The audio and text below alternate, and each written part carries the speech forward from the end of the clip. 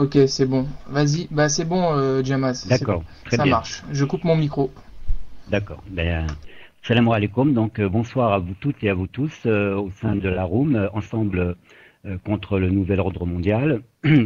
Nous souhaitons donc la bienvenue à Alain Soral ce soir, qui a bien voulu se prêter à un jeu de questions-réponses, donc à une conférence, interview, accompagnée bien sûr de questions qui ont été adressées par les habitués de la room via un email qui a été mis à leur disposition. Donc nous allons incessamment commencer, bien sûr, d'abord par les présentations. Alors, à votre intention, Monsieur Soral, la room Ensemble contre le nouvel ordre mondial est un espace de débat, de dialogue, d'échange où se retrouvent des personnes d'horizons divers et parfois même d'origines et de pays divers. Pour ce qui concerne ceux qui se trouvent en France, plus particulièrement, il y a parmi eux, bien sûr, des gens qui sont plus dans l'action, dans l'initiative, qui veulent s'inscrire dans des opérations, disons, autonomes, un petit peu indépendantes pour contrecarrer les effets ce qui leur apparaît comme étant les effets les plus nocifs de la mondialisation à travers la politique gouvernementale, bien sûr. Sinon, d'une manière plus générale, nous organisons parfois aussi des conférences à thème et où nous essayons d'analyser, de développer les points de vue sur des questions d'ordre civilisationnel, politique, économique, géopolitique. Voilà un petit peu pour ce qui concerne donc Darum Ensemble contre le nouvel ordre mondial. En ce qui concerne donc Alain Soral, et cette fois-ci je m'adresse donc aux auditrices et aux auditeurs.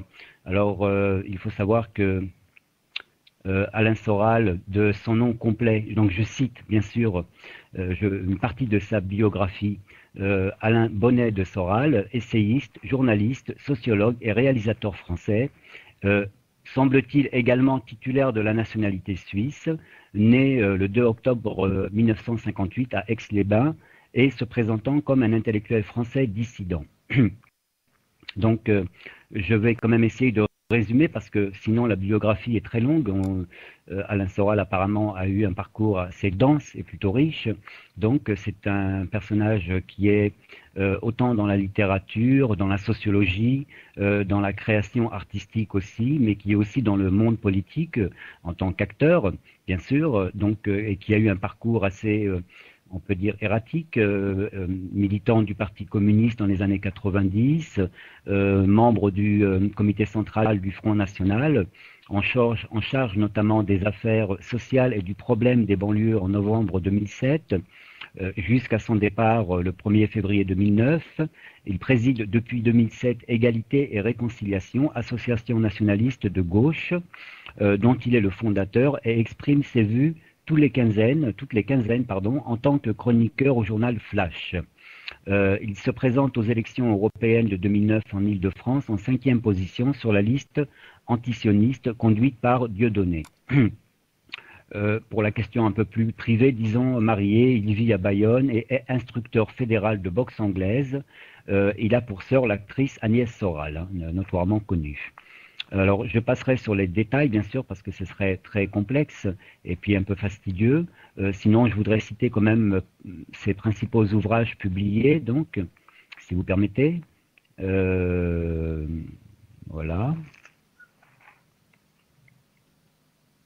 Alors, les mouvements de mode expliqués aux parents, 1984, les éditions Robert Laffont.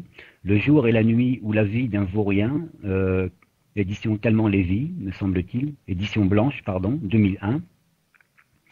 Sociologie du dragueur, édition blanche 1996, réédité bien sûr 99, en 2007 aussi. Jusqu'où va-t-on descendre? Abécédaire de la bêtise ambiante, édition blanche 2002, réédité sous le titre Abécédaire de la bêtise ambiante, toujours donc la collection Pocket 2003, et réédité aux éditions blanches en 2008, Socrate à Saint-Tropez, Texticule, jeu de mots effectivement, édition blanche 2003, et 2008 aussi, Misère du désir, édition blanche 2004, Chute, Éloge de la disgrâce, édition blanche 2006. Monsieur Alain Soral, bien sûr, a eu de nombreuses activités parallèles, je crois, comme acteur, semble-t-il, comme réalisateur, je ne pense pas, en court-métrage aussi. On peut citer Shua Bada Ballet en 1990 et Les Rameurs, misère affective et culture physique à carrière sur scène en 1993, pardon, en long métrage Confession d'un dragueur en 2001. Voilà. Donc j'ai vraiment fait un petit tour d'horizon. Je n'ai pas été prolixe en ce qui concerne la biographie de Alain Soral. Je vous renvoie, si pour ceux qui seraient intéressés, tout simplement sur Wikipédia. Je pense que c'est assez documenté. En tous les cas, j'ai posé la question à Alain Soral. Il semblait être d'accord pour dire que c'était à peu près correct et crédible. Donc voilà pour la présentation de Alain Soral. D'une manière très courte, bien sûr. On notera principalement, bien sûr, que